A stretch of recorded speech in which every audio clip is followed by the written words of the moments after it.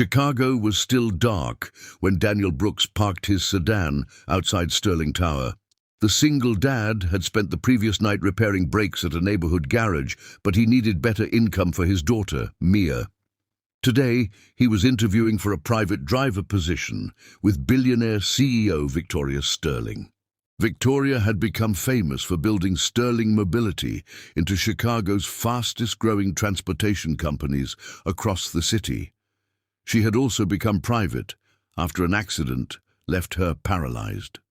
Since then, she rarely trusted strangers, hated unnecessary sympathy, and demanded perfection from everyone around her, especially employees assigned to protect her independence. Daniel entered the executive office wearing his cleanest shirt and carrying references. Victoria sat near a wide window in a modern wheelchair, reviewing his application without looking impressed. "You understand this job requires patience?" she asked. Daniel nodded. "Patience, reliability, and discretion," he answered. Victoria finally looked up that morning. "Most applicants say they want to help me," Victoria said. "I don't need help. I need someone who can do a job without treating me like a helpless person." Daniel paused before answering. "Then I'll treat you like my employer, not someone I should feel sorry for." Victoria studied him. That answer earned Daniel the position. His first week involved driving Victoria between corporate offices, investor meetings, appointments, and charity events across Chicago. Daniel quickly learned her routines and preferences. He never touched her wheelchair without permission, never spoke for her, and never allowed strangers to decide what she needed. Victoria noticed everything. Previous drivers had been overly protective or strangely uncomfortable. Daniel was different. When she asked him to stop outside a restaurant, he checked the safest accessible entrance. When someone offered unsolicited assistance, Daniel waited for Victoria's instruction, instead of interfering that afternoon. She appreciated his quiet professionalism. At home, Daniel remained a devoted father. Mia was 8 and loved drawing pictures of cars, especially classic Mustangs. Daniel promised her their financial situation would improve. He accepted the driver job because the salary could cover rent, school expenses, and eventually the savings account he wanted for her future. On Friday afternoon, Victoria had an important investor meeting downtown. Daniel arrived early, checked the vehicle, secured the wheelchair equipment, and waited. Victoria emerged from the building looking exhausted before the meeting. She had spent 2 hours dealing with executives who questioned whether her disability affected her ability to lead. Daniel opened the vehicle door and said nothing about the meeting. Victoria expected questions, but instead he asked, "Would you like the quiet route or the faster route?" She stared briefly. "Quiet," she answered. Daniel nodded and drove away without asking anything else. His simple respect surprised her for once. Rain began falling across Chicago as traffic thickened. Victoria watched headlights blur across the windows while Daniel navigated side streets. Suddenly, construction blocked their route. Victoria sighed sharply, expecting another delay. Daniel calmly checked his navigation and turned toward an alternate road, refusing to let the situation become stressful anymore. "You're not frustrated?" Victoria asked. Daniel glanced at the mirror. "I've got a daughter who once made me sit through 3 hours of a school play because she forgot her lines. This is nothing." Victoria almost smiled. "You compare Chicago traffic to your daughter's play?" Daniel laughed that evening. "Absolutely." The conversation surprised Victoria. She had spent months surrounded by executives discussing profits, investments, and risk. Daniel talked about ordinary life without trying to impress her. He told her about Mia's drawings, her school project, and the way she insisted every car needed a name during their long drives together. When they reached Victoria's building, she unexpectedly asked Daniel to wait. "I have another question," she said. "Why do you need this job so badly?" Daniel hesitated. He could have mentioned bills or expenses, but he answered honestly, "Because Mia deserves stability, and I'm determined to give her that now." Victoria looked toward the rain outside. "You're a single father?" she asked. Daniel nodded. Her expression softened slightly, but Daniel quickly added, "I'm not asking for special treatment." Victoria replied, "I didn't think you were." For the first time, their relationship felt less like employer and driver in that moment. The following Monday, Daniel arrived early and found Victoria already waiting in the lobby. She looked frustrated after a difficult weekend of company negotiations. Daniel opened the vehicle door and waited patiently. Instead of complaining, Victoria simply said, "Take me somewhere quiet." Daniel understood immediately and drove toward Chicago's peaceful lakeside streets. As they drove beside Lake Michigan, Victoria finally spoke about the accident. She explained that losing mobility had changed more than her body. Friends disappeared, business partners questioned her decisions, and strangers often spoke to assistants instead of her. Daniel listened without interrupting, allowing Victoria to share what she rarely admitted. "You know what bothers me most?" Victoria asked. Daniel glanced at her through the mirror. She continued, "People look at my wheelchair before they look at me." Daniel thought for a moment before answering. "Then stop worrying about what they see first. Make sure they remember what you accomplished." Victoria remained silent.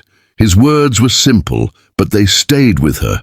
Daniel never pretended to understand everything she experienced. He simply treated her normally, which somehow became more valuable than all the encouragement she had received from expensive consultants and therapists during those difficult months. Weeks passed, and Daniel became Victoria's most trusted employee.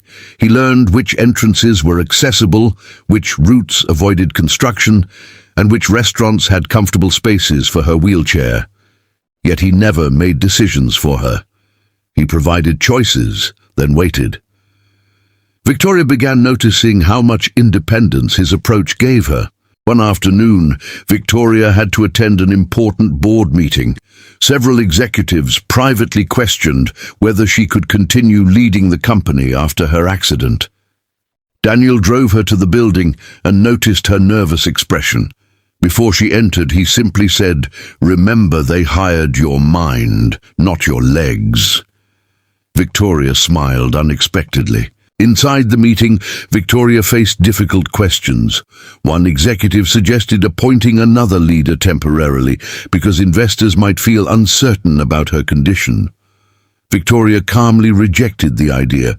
She presented financial results, explained upcoming projects, and defended her leadership with confidence. By the end, even her harshest critics had stopped challenging her. When Victoria returned to the vehicle, Daniel noticed her expression had changed. She looked stronger. "How did it go?" he asked. Victoria smiled. "I reminded them who runs the company." Daniel laughed. "Sounds like you." Victoria looked at him and replied, "Actually, Daniel, I think I'm finally starting to sound like myself again." Their relationship changed after that day. Victoria began asking Daniel's opinion about practical matters, especially transportation and accessibility. Daniel noticed problems that executives ignored because he understood ordinary people. He suggested better ramps, safer entrances, and improved employee transportation. Victoria realized his experience could benefit thousands of people. Meanwhile, Daniel's financial situation remained difficult. His daughter Mia needed school supplies, and their apartment required repairs. Daniel quietly accepted extra driving shifts whenever possible. Victoria eventually discovered this after seeing him working late outside the garage. She asked why he was exhausting himself. Daniel admitted he was saving for Mia's education. Victoria offered him money, but Daniel politely refused. "I appreciate it, but I need to earn my way forward," he explained. Victoria respected his answer. Instead of giving him cash, she offered Daniel a new position managing accessibility transportation for Sterling Mobility. The role came with better pay and flexible hours. Daniel accepted after reviewing the responsibilities carefully. He insisted that the program should focus on independence rather than pity. Victoria immediately agreed. Together, they created transportation services designed for employees and customers with disabilities, ensuring accessible vehicles, trained drivers, respectful assistance, and flexible scheduling across Sterling Mobility's growing network. Within months, Daniel's program became one of the company's most successful initiatives. Employees began sharing stories about drivers who treated passengers respectfully instead of making assumptions. Victoria proudly presented the results to investors. She specifically credited Daniel, explaining that practical experience had shown them problems expensive consultants had completely overlooked. Daniel's new position also changed his relationship with Mia. He could finally attend school events without constantly checking the clock. One afternoon, Mia proudly showed Victoria a drawing of her father's car. Victoria laughed when she saw the picture. "Why does your dad's car have wings?" she asked. Mia answered, "Because Dad always fixes everything." Victoria looked at Daniel and smiled. "She thinks you can fix everything?" Daniel shook his head. "No, she just believes I'll keep trying." Victoria quietly repeated those words later that evening. She realized Daniel had taught her something important. Strength was not pretending nothing had changed. Strength was continuing forward despite everything. Months later, Victoria returned to leading major conferences and traveling independently. She still used her wheelchair, but she no longer saw it as something that defined her. At one important event, she arrived with Daniel driving. Reporters asked about her recovery, and Victoria confidently redirected the conversation toward her company's achievements. Afterward, Daniel waited beside the vehicle while Victoria prepared to leave. She looked at him thoughtfully and said, "When you started working for me, I thought you were just a driver." Daniel smiled. Victoria continued, "But you changed the way I see myself." Daniel answered, "I only reminded you of what you already knew." Victoria shook her head. "No, Daniel, you never treated me like I was broken." Daniel looked toward the city lights and smiled. "Because you weren't broken." Victoria became emotional, but quickly composed herself. She thanked him for respecting her independence, challenging her confidence, and reminding her that her future still belonged to her. Daniel drove home that night and found Mia waiting at the apartment window. She ran outside when he arrived, asking about his day. Daniel hugged her and smiled. His life was still busy, but everything felt different now. He had found stability without sacrificing his values, while Victoria had rediscovered herself through his simple respect. Their story eventually became known throughout Sterling Mobility, not because Daniel was a miracle worker or Victoria was a helpless CEO, but because two people had changed each other's perspective. A single father became a leader, while a powerful executive learned that independence could return when someone finally stopped treating her differently.